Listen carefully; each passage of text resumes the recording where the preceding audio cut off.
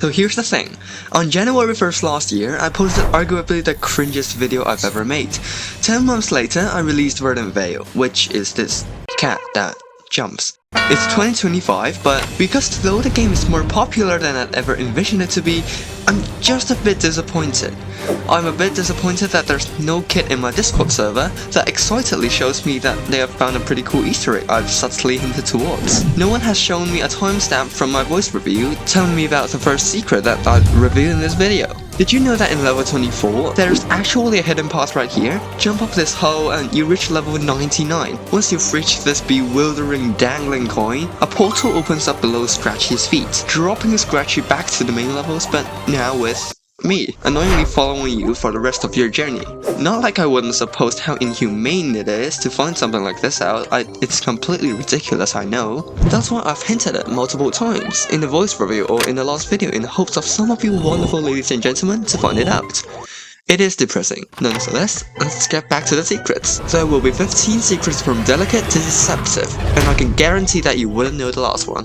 The levels can be categorized somehow, which can be sensed by the backgrounds of the levels, one of which is snow, and actually it has a characteristic of being quite slippery. Here's a side-by-side comparison. The floor kind of feels like it had a mind of its own, usually spiraling Scratchy off farther than intended. It's quite inspired by the Night Snow themed level in New Super Mario Bros. U, where slowing down is impossible. In fact, the different backgrounds in the different types of different levels also have different moving styles. For the ground and underground themes, they move both laterally and vertically. For the snow and underwater themes, they move only laterally, in which the speed also varies just a teeny tiny bit. Yes, I wasted time calling this shit. Pecky, which tends to be perceived as the villain of somehow a plot, has two stages. There's one in level 21, smaller and therefore logically cuter, and another one in level 30, bigger and hence logically a pyromaniac. The design of this is definitely one of the more sophisticated ones in terms of understanding, through which my prior video has illustrated the state mechanism. In fact, an infamous character takes full credit for this design, namely the Magic Koopa. It appears randomly, shoots a projectile, disappears, and this cycle continues. This PlayStation wizard has a regular form and a witch form. But you see the resemblance, right? Before I tell you the secret, YouTube comment section. Please help me solve this riddle that has followed me into a decade of headache. Is this called a spring or a trampoline? I genuinely googled it and have failed to find an answer. Anyways, this trampoline springs Scratchy upwards depending on your input. If you hold jump, the trampoline sends you higher with a sound. If you don't hold jump, the spring sends you with a sound. But here's the thing. If you time this well enough, it is entirely possible to be trampolined extremely high while hearing the sound. You first have to line up Scratchy to the bottom of the spring, preferably on the side of the trampoline, and then hold jump while you're about to leave the spring. I completely acknowledge this glitch, but I'm keeping it, cause why not? In this particular level, the start of the level was changed from this to this. I don't know why I included this in the video, cause it's just merely a showcase of my, laziness. Okay, see, there's just this random glitch where the laser randomly lasers the cat upon random rivals randomly. There probably are better ways around this, but I've decided to break open this never-existing symmetry and call it a day. By the way, shout out to Discord server playtesters for discovering this, you guys are amazing. You can't jump off a small package projectile. It might not look like it, but you can crouch and consistently avoid it correctly when she spawns. Yes, she's a girl. Her bulletproof cannonballs. It's actually intentional. A similar gimmick exists in Mario Maker, where big cannonballs can be dodged by ducking Mario. It is indeed useful in speedruns. Also, I've posted videos that hinted towards this gizmo, but this time I do think I have seen speedruns using this strategy, which will be on the screen. Cannons in this game shoot cannonballs. Very surprising. Its vertical variant also gains gravitational acceleration, meaning it would speed up. But do you know that you can still jump off them? It is actually shown in the trailer. It's quite difficult to pull it off actually. And no, not consistent, not useful, not fun. In this underwater level, close to the end of the game that's designed by Side, there's this ridiculous exit with spiders and piranhas that I acknowledge to be way too obnoxious for a regular human being to accomplish. Thankfully, up there's actually a huge hole where you can go inside.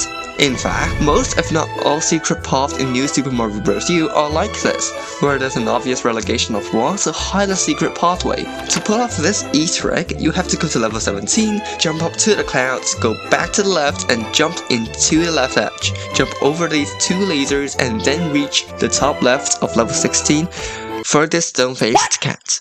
Yes, it is definitely incredibly hard to find, if not hideous. That's why I made some indication by the clouds. For some more perplexity, you usually need to press the enter key to go back to the left, but for this level specifically, this limitation is removed, so pure arrow key input would allow you to do so as well. This is definitely one of my favorite Easter eggs in this entire game.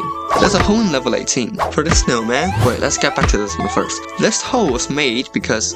wait, why was this hole made?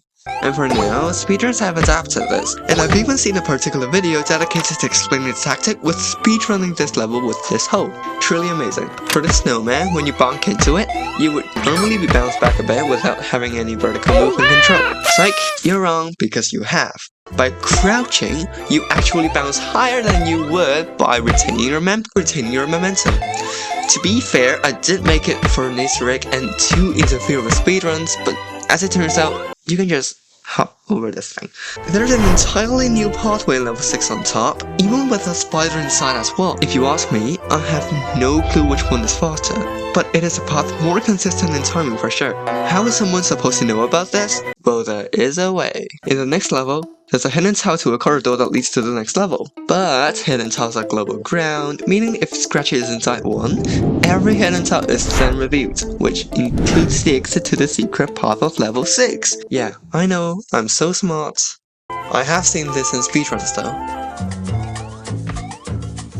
And for my last secret, you can blame it on the game not having enough secrets to make it a good composite number, but I just wanted to take a moment to thank you all. This game has been doing really well. I don't think I have any other projects that has a spurt this big before, and it's all because of your incredible support. I know I haven't been posting in 3 months on YouTube. I have been burning quite some academic strain recently, through which I improve a lot of stuff, which includes English. But the midterm exam has just gone by, which leaves us with a holiday in the quite foreseeable future. So here's my plan. First of all, I just need you guys to acknowledge that I'm not going to be leaving YouTube in a second, or that entire time might be extinguished or anything. But I will prioritize videos that do not require too much time and dedication over others. Take for example, my last video about the 7-day journey of making Red and Veil. It just takes away too much time. Not just the 7 days itself, but to take reviews to select the best 10 minutes out of the hours of video files, compiling it into a script, and it's just too hard. My original goal was actually 3K by the end of last year, but being stagnated for quite some time, sadly it wasn't possible.